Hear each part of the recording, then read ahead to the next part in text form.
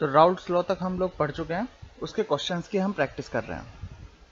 Question है हमारे पास, an aqueous solution containing 28% by mass of liquid A, molar mass given है हमें 140, has vapour pressure of 160 mmHg at 37 degree centigrade, find the vapour pressure of pure liquid ए।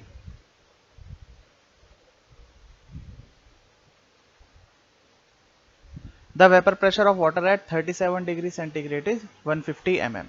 देखो क्या किया गया है इस क्वेश्चन के अंदर, समझाता हूं। ये क्वेश्चन में हमारे पास एक्वस सॉल्यूशन बोला गया है। अब इस एक्वस सॉल्यूशन में जो सॉल्वेंट होगा वो सॉल्वेंट क्या होगा, पानी होगा। उस पानी का 37 डिग्री सेंटीग्रेड पर प्योर स्टेट के अंदर जो वेपर प्रेशर है वो क्या है हमारे पास, 150 mm। मतलब हम बोल सकते हैं कि पी नॉट डब्ल्यू, ये हमें दिया गया है, डब्ल्यू मीन्स वाटर, 150 mm हमें गिवन है। ठीक है, अब लिक्विड ए का हमें प्योर स्टेट में वेपर प्रेशर फाइंड करना है, मतलब हमें फाइंड करना है पी नॉट ए। ठीक है, और क्या गिवन है, और हमको सॉल्यूशन गिवन है। सॉल्यूशन का जो वेपर प्रेशर है पी टोटल वो कितना है हमारे पास, वो 160 mmHg है। ठीक है, तो mm लिख देते हैं। ठीक है, तो फॉर्मूला क्या होता है हमारे पास, फॉर्मूला है P total is equal to P naught A X A plus P naught W X W, water हो जाएगा ये। ठीक है, अब देखो हमारे पास टर्म कौन कौन सी नहीं है यहाँ पर। पी नॉट ए तो हमें फाइंड करना है, पी नॉट डब्ल्यू हमें गिवन है, पीटी हमें गिवन है, X A and x W नहीं है। तो अब ये मोल फ्रैक्शन हम फाइंड कर लेते हैं, कैलकुलेट कर लेते हैं। मोल फ्रैक्शन कैसे कैलकुलेट करेंगे, यहाँ पर गिवन है 28% by mass of liquid A, molar mass given है 140। तो 28% बाय मास का मतलब वेट बाय वेट होता है। इसका मतलब क्या होगा, इसका मतलब होगा कि 28 ग्राम तो होगा इसमें ए, प्लस 72 ग्राम, क्योंकि टोटल सॉल्यूशन 100 होता है तो 100 में से 28 माइनस कर दिया, तो 72 ग्राम क्या होगा हमारे पास, पानी होगा।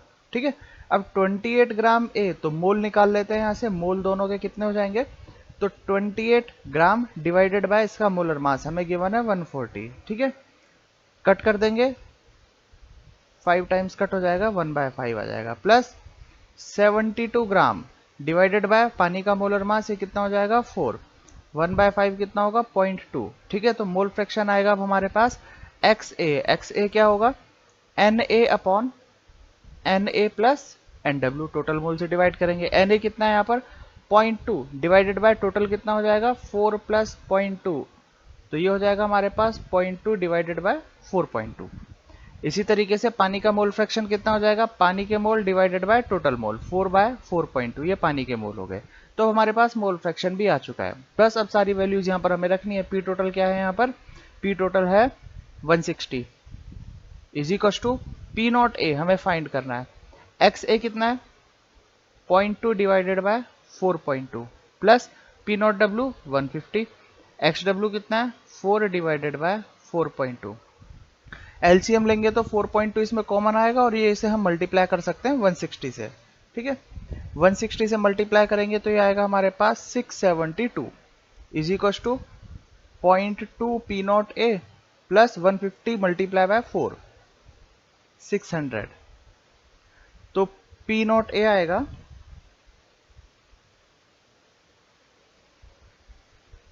600 को शिफ्ट करेंगे लेफ्ट साइड में, माइनस में आ जाएगा तो बचेगा 72 और 0.2 डिवाइड में, तो 0.2 डिवाइडेड बाय 72 डिवाइडेड बाय 0.2, तो टोटल आ जाएगा हमारे पास ये 360। तो पी नॉट ए कितना है हमारे पास 360 mmHg, ए का वेपर प्रेशर प्योर स्टेट के अंदर। नेक्स्ट क्वेश्चन है हमारे पास, The vapor pressure of benzene at 88 degree centigrade is 957 mm and toluene is 379.5 mm. Calculate the composition of benzene toluene mixture boiling at 88 degree centigrade. चार option दिए हुए हैं हमें। Composition का मतलब क्या है, इनके जो मोल फ्रैक्शन होंगे वो मोल फ्रैक्शन क्या क्या होंगे। तो ऑप्शन है हमारे पास, हम ऑप्शन से कर सकते हैं इसे डायरेक्टली। देखें, गिवन क्वांटिटी है हमारे पास बेंजीन, बेंजीन के लिए लिख देते हैं हम लोग P naught B, P naught B है 957। ठीक है, पी नॉट टी टोलुइन के लिए लिख देते हैं, P naught T pure state के अंदर वेपर प्रेशर वो गिवन है 379.5। ठीक है, अब अगर हम देखें तो फॉर्मूला है P total is equal to P naught B X B plus P naught T X T benzene and toluene. ठीक है, अब ये जो पी टोटल है, ये पी टोटल हमें क्वेश्चन के अंदर डायरेक्टली तो गिवन नहीं है, लेकिन इनडायरेक्टली हमें यहाँ पर पी टोटल गिवन है।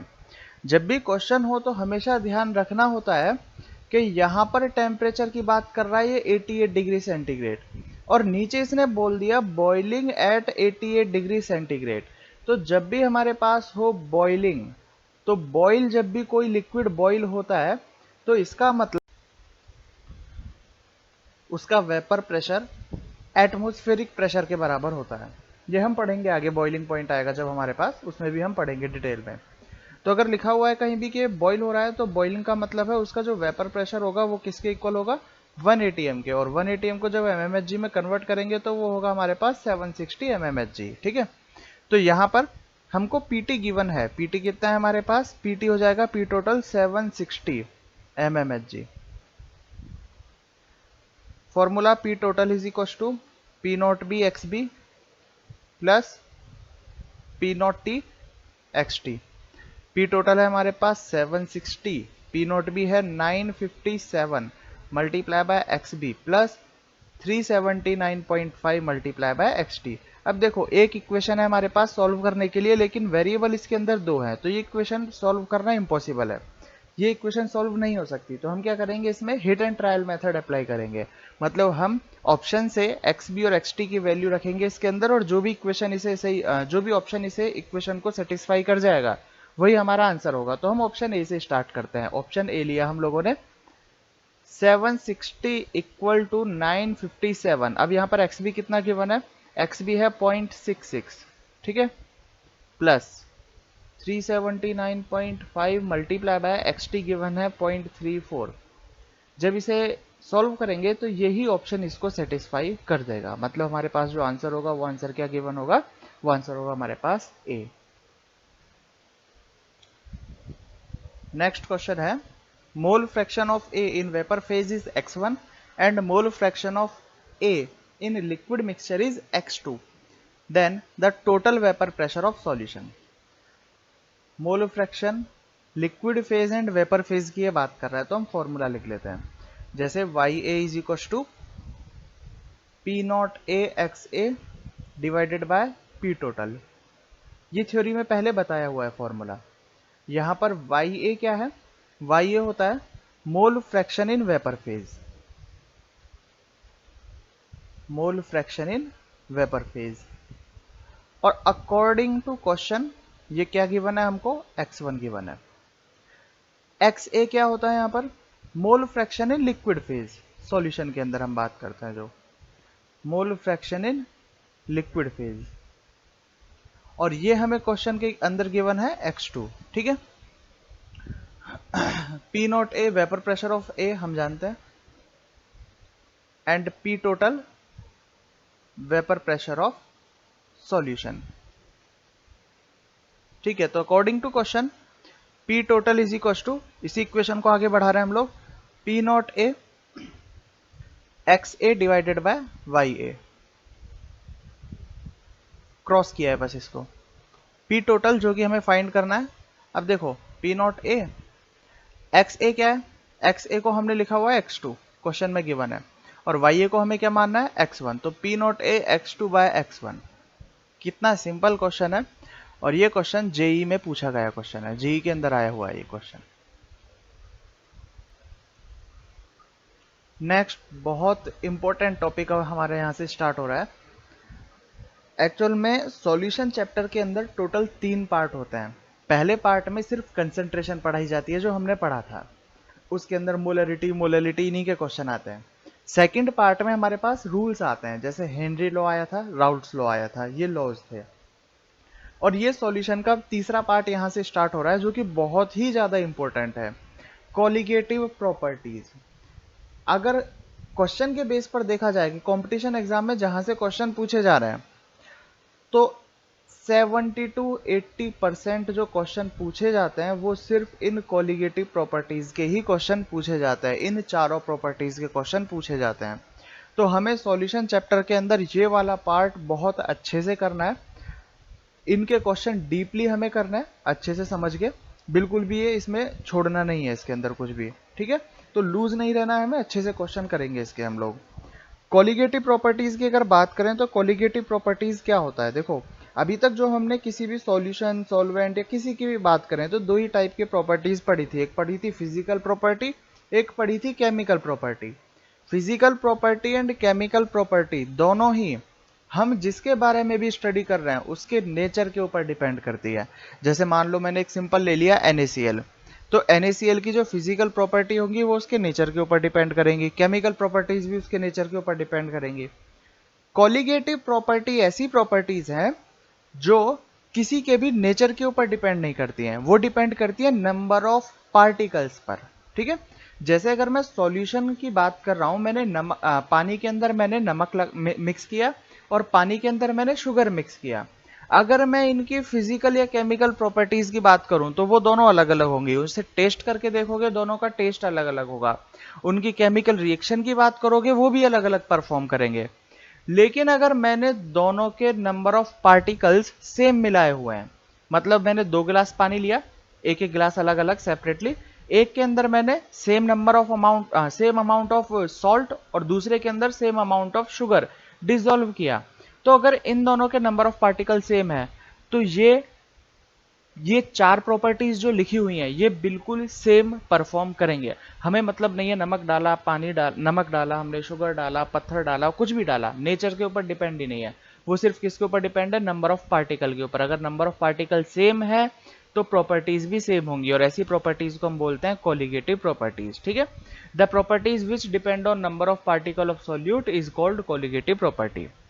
किस किस तरीके से हैं देखते हैं आगे।